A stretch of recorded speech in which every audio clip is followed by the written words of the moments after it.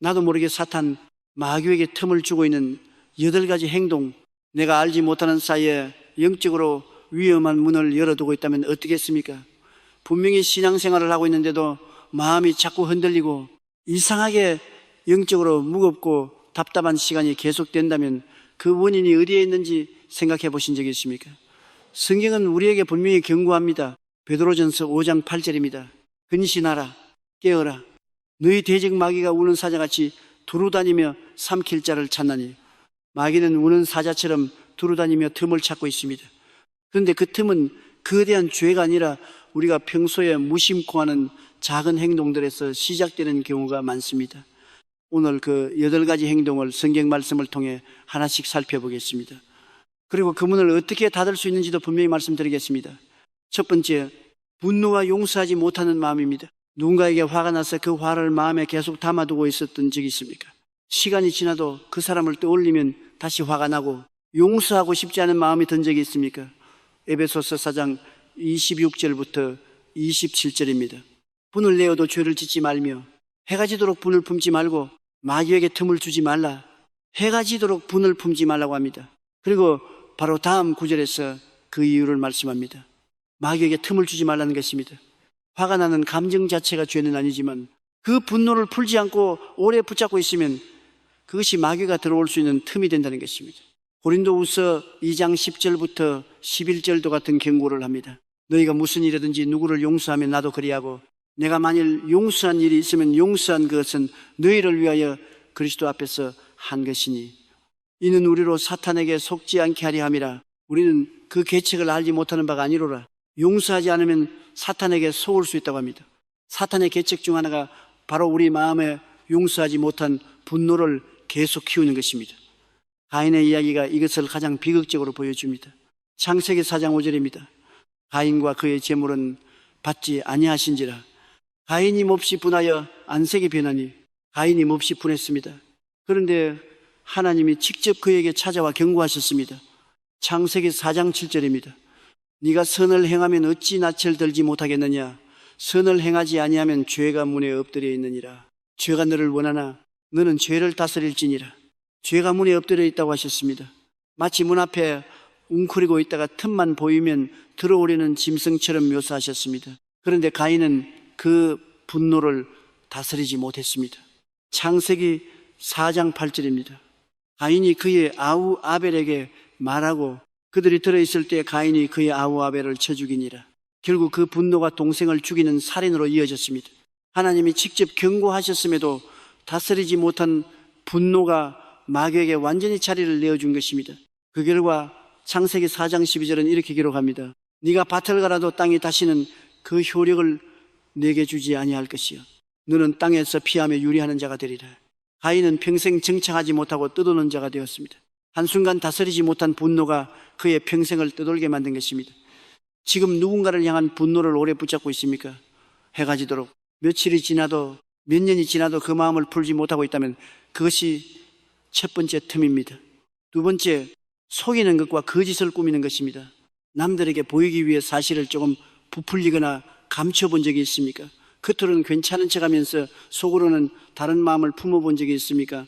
사도행전 5장에 나오는 아나니아와 삽비라의 이야기입니다. 아나니아라는 사람이 아내 삽비라와 함께 자신의 소유를 팔았습니다. 사도행전 5장 2절입니다. 그 값에서 얼마를 감추매 그 아내도 알더라. 얼마만 가져다가 사도들의 발 앞에 두니 한돈의 일부를 감추고 마치 전부를 드린 것처럼 보이려 했습니다. 베드로가 그것을 보고 이렇게 말했습니다. 사도행전 5장 3절입니다. 베드로가 이르되 아나니아야 어찌하여 사탄이 내 마음에 가득하여 네가 성령을 속이고 땅값 얼마를 감추었느냐. 사탄이 그의 마음에 가득했다고 합니다. 거짓을 꾸미고 속이는 그 마음 자체가 이미 사탄이 가득 채운 자리였다는 것입니다. 베드로는 더 정확하게 짚어주었습니다. 사도행전 5장 4절입니다. 어찌하여 이 일을 내 마음에 두었느냐. 사람에게 거짓말한 것이 아니요 하나님께로다. 사람을 속인 것이 아니라 하나님께 거짓말한 것이라고 했습니다. 우리가 사람들 앞에서 좋게 보이려고 사실을 감추거나 꾸밀 때 그것은 결국 하나님 앞에서 거짓을 행하는 것이고 그 마음의 자리에 사탄이 들어올 틈이 생기는 것입니다. 지금 누군가에게 좋게 보이려고 진실을 감추거나 꾸미고 있는 부분이 있습니까? 그것이 두 번째 틈입니다. 세 번째, 회개하지 않는 습관적인 죄입니다. 같은 죄를 계속 반복하면서도 진심으로 돌아서지 않고 그냥 넘어가 본 적이 있습니까? 가룟 유다의 이야기가 이것을 정확히 보여줍니다. 유다는 예수님의 12제자 중 한 명이었지만 평소에 한 가지 습관적인 죄가 있었습니다. 요한복음 12장 6절입니다. 이렇게 말하면 가난한 자들을 생각함이 아니요 그는 도둑이라 돈계를 맞고 그에 넣는 것을 훔쳐가미르라. 제자들이 돈을 맡았던 유다는 그 돈을 몰래 훔치는 도둑이었습니다. 누구도 모르게 작게 반복적으로 죄를 짓고 있었던 것입니다. 그리고 누가복음 22장 3절에서 결정적인 일이 일어났습니다. 12 중에 하나인 가룟신이라 부르는 유다에게 사탄이 들어가니 사탄이 들어갔다고 합니다. 그리고 누가복음 22장 4절부터 6절입니다. 이에 유다가 대제사장들과 성전 경비대장들에게 가서 예수를 넘겨줄 방도를 의논하며 그들이 기뻐하여 돈을 주기로 언약하는지라. 유다가 허락하고 예수를 무리가 없을 때에 넘겨줄 기회를 찾더라. 결국 예수님을 팔아 넘기는 일까지 이어졌습니다. 오랫동안 회개하지 않고 반복했던 작은 도둑질이 사탄이 들어올 수 있는 자리를 미리 마련해 놓은 것이었습니다. 계속 반복하면서도 진심으로 돌아서지 않고 있는 죄가 있습니까? 그것이 세 번째 틈입니다. 네 번째, 하나님의 말씀을 들어도 마음에 새기지 않는 것입니다. 설교를 듣거나 성경을 읽을 때 그 순간에는 은혜를 받지만 돌아서면 금세 잊어버린 적이 있습니까? 예수님이 씨 뿌리는 비유를 통해 이것을 설명하셨습니다. 마가복음 4장 14절부터 15절입니다. 뿌리는 자는 말씀을 뿌리는 것이라. 말씀이 길가에 뿌려졌다는 것은 이들을 가리키니 곧 말씀을 들었을 때에 사탄이 즉시 와서 그들에게 뿌려진 말씀을 빼앗는 것이요. 말씀을 들었을 때 사탄이 즉시 와서 그 말씀을 빼앗는다고 합니다. 길가에 떨어진 씨는 단단하게 다져진 땅이라 씨가 뿌리를 내릴 수 없었습니다. 마음이 굳어 있으면 말씀이 들어와도 깊이 새겨지지 못하고 그 즉시 빼앗겨 버립니다. 마가복음 4장 19절은 또 다른 경우를 말씀합니다. 세상의 염려와 재물의 유혹과 기타 욕심이 들어와 말씀을 막아 결실하지 못하게 되는 자예요. 말씀을 듣기는 하지만 세상의 염려와 욕심이 그 말씀을 막아버리는 경우입니다. 들을 때는 은혜로웠는데 일상으로 돌아가면 염려와 욕심에 밀려 그 말씀이 아무 흔적도 남기지 못하는 것입니다. 그런데 같은 비유 안에 다른 가능성도 분명히 있습니다. 마가복음 4장 20절입니다. 좋은 땅에 뿌려졌다는 것은 곧 말씀을 듣고 받아 30배나 60배나 100배의 결실을 하는 자니라. 같은 말씀이라도 마음이 좋은 땅처럼 준비되어 있으면 풍성한 결실을 맺습니다. 말씀을 듣고 그냥 흘려보내는 마음과 그 말씀을 받아 마음에 깊이 심는 마음의 차이가 바로 틈이 생기느냐 결실을 맺느냐를 결정합니다. 지금 말씀을 듣고도 그 자리를 떠나면 금세 잊어버리고 그 말씀이 삶에 아무런 흔적도 남기지 못하고 있습니까? 그것이 네 번째 틈입니다. 다섯 번째, 점이나 무당, 주술 같은 것에 손을 대는 것입니다. 운세나 사주, 점 같은 것을 가볍게 여기고 한 번쯤 봐도 괜찮다고 생각해 본 적이 있습니까? 사울 왕의 이야기가 이것이 얼마나 위험한지 보여줍니다. 사울은 처음에 하나님의 영에게 크게 쓰임받았던 사람이었습니다. 그런데 사무엘상 16장 14절은 이렇게 기록합니다. 여호와의 영이 사울에게서 떠나고 여호와께서 부리시는 악령이 그를 번뇌하게 한지라. 하나님의 영이 떠나고 악령이 그를 번뇌하게 했습니다. 그리고 훗날 사울은 전쟁의 위기 속에서 절박해졌습니다. 사무엘상 28장 6절입니다. 사울이 여호와께 묻자오되 여호와께서 꿈으로도 우림으로도 선지자로도 그에게 대답하지 아니하시므로 우림은 제사장이 입었던 도구로 하나님의 뜻을 묻는 정식 방법 중 하나였습니다. 사울은 꿈으로도 그 정식 방법으로도 선지자를 통해서도 하나님께 물었지만 더 이상 응답을 받지 못했습니다. 그러자 사울이 어떻게 했습니까? 사무엘상 28장 7절부터 8절입니다. 사울이 그의 신하들에게 이르되 나를 위하여 신접한 여인을 찾으라.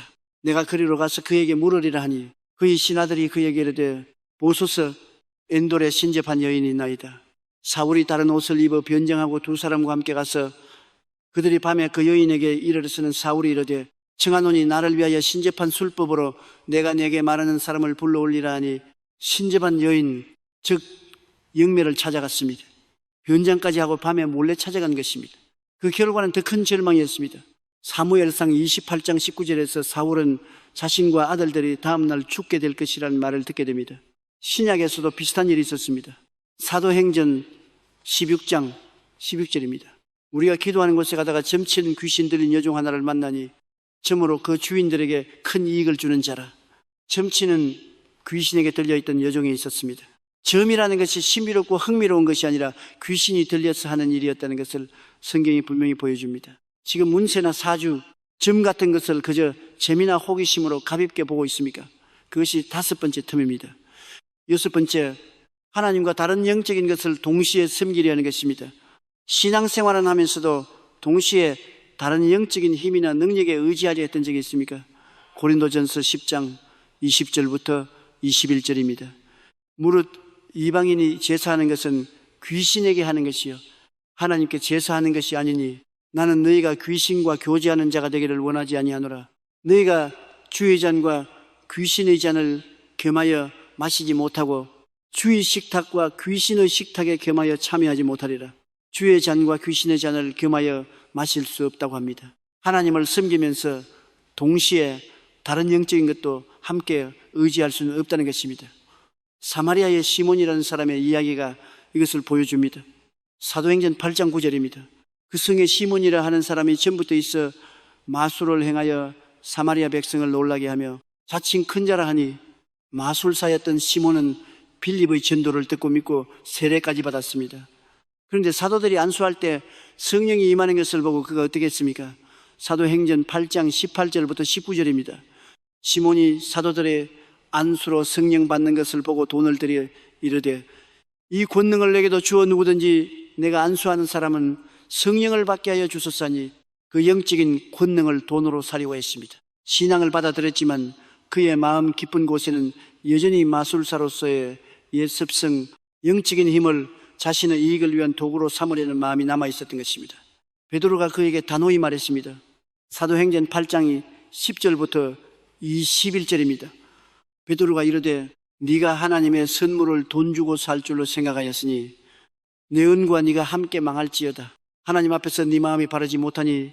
그리고 베드로는 사도행전 8장 12절에서 이렇게 권면했습니다. 그러므로 너의 이 악함을 회개하고 주께 기도하라. 혹 마음에 품은 것을 사하여 주시리라. 회개하고 기도하라는 것이었습니다. 시몬이 어떻게 반응했습니까? 사도행전 8장이 14절입니다. 시몬이 대답하여 이르되 나를 위하여 주께 기도하여 말한 것이 하나도 내게 임하지 않게 하소서 하니라. 시몬은 그 책망을 듣고 두려워하며 기도를 부탁했습니다. 욕심으로 틈을 열었지만 책망 앞에서 돌아설 기회도 여전히 있었던 것입니다. 지금 신앙생활을 하면서도 동시에 다른 영적인 힘이나 방법에 의지하고 있는 부분이 있습니까? 그것이 6번째 틈입니다. 7번째, 마음을 비워두어 더 나쁜 것이 들어올 틈을 만드는 것입니다. 나쁜 습관 하나를 겨우 끊었는데 그 빈자리를 다른 좋은 것으로 채우지 않고 그냥 비워두었던 적이 있습니까? 예수님이 이것에 대해 매우 구체적인 비유를 말씀하셨습니다. 마태복음 12장 43절부터 45절입니다.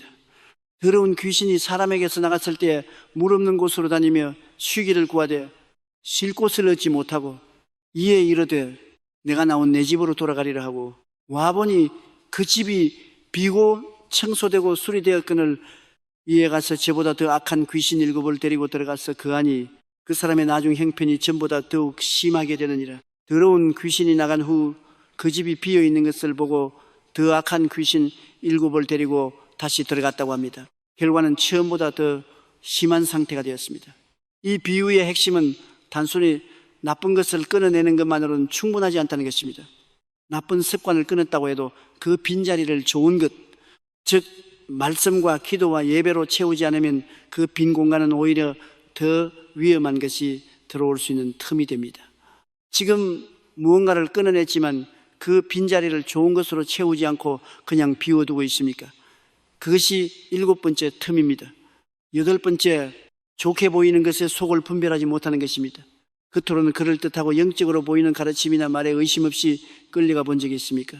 사도 바울이 고린도 교회에 매우 중요한 경고를 했습니다. 고린도후서 11장 13절부터 14절입니다. 그런 사람들은 거짓 사도요 속에는 일꾼이니 자기를 그리스도의 사도로 가장하는 자들이니라. 이것은 이상한 일이 아니니라. 사탄도 자기를 광명의 천사로 가장하나니 사탄도 자기를 광명의 천사로 가장한다고 합니다. 사탄이 항상 무섭고 어두운 모습으로 다가오는 것이 아니라 오히려 가장 빛나고 좋아 보이는 모습으로 다가올 수 있다는 것입니다. 이것이 가장 분별하기 어려운 틈입니다. 분명히 나쁘게 보이는 것은 피하기 쉽지만 좋고 은혜롭고 영적으로 보이는 것 안에 숨어있는 거짓은 알아차리기 어렵습니다. 지금 무언가가 너무 좋아 보이고 그럴 때서 아무런 의심 없이 받아들이고 있는 것이 있습니까? 그것이 8번째 틈입니다. 지금까지 8가지 틈을 살펴보았습니다. 혹시 그중 하나라도 마음에 걸리는 것이 있으셨습니까? 그런데 우리는 이 틈들 앞에서 무력하지 않습니다. 성경은 우리에게 분명한 길을 알려줍니다. 야고보서 4장 7절입니다. 그런즉 너희는 하나님께 복종할지어다. 마귀를 대적하라. 그리하면 너희를 피하리라. 하나님께 복종하고 마귀를 대적하면 마귀가 우리를 피한다고 합니다. 우리가 겁내고 도망다녀야 할 대상이 아니라 오히려 마귀가 우리를 피하게 된다는 것입니다. 그 시작은 거대한 영적 싸움이 아닙니다. 분노를 오래 품지 않고 그날 풀어버리는 것, 작은 거짓을 꾸미지 않고 솔직해지는 것, 반복하던 죄를 진심으로 회개하는 것, 들은 말씀을 마음에 새기는 것, 점과 같은 것을 멀리하는 것, 다른 영적인 것에 마음을 두지 않는 것, 끊어낸 자리를 좋은 것으로 채우는 것, 그리고 좋게 보이는 것도 말씀으로 분별하는 것입니다. 이 작은 결단들이 모여 그 틈을 닫고 하나님께 복종하는 삶을 만들어갑니다. 오늘 말씀을 마치며 한 가지만 기억해 주십시오. 마귀는 거대한 죄가 아니라 작은 틈을 찾습니다. 그러나 하나님께 복종하고 마귀를 대적하면 마귀는 오히려 우리를 피하게 됩니다. 지금 함께 기도하겠습니다. 하나님 아버지, 감사합니다. 제가 알지 못한 채 열어두었던 틈들을 오늘 말씀을 통해 보게 해주셔서 감사합니다. 분노하는 마음을 버리고 속임수를 버리며 진실하게 살게 하소서. 반복하는 죄를 진심으로 회개하게 하시고 들은 말씀을 마음에 새기게 하소서. 점과 주술 같은 것을 단호히 멀리하게 하시고 오직 하나님만 의지하며 다른 영적인 것에 마음을 두지 않게 하소서. 끊어낸 자리를 주님의 말씀과 기도로 채우게 하시고 분별할 수 있는 지혜를 주소서. 하나님께 온전히 복종하며 마귀를 대적하겠습니다. 예수님의 이름으로 기도합니다. 아멘. 이 말씀이 영적으로 지치고 힘든 사랑하는 가족과 지인들에게 영적 자유와 새로운 승리의 시작이 되기를 기도합니다.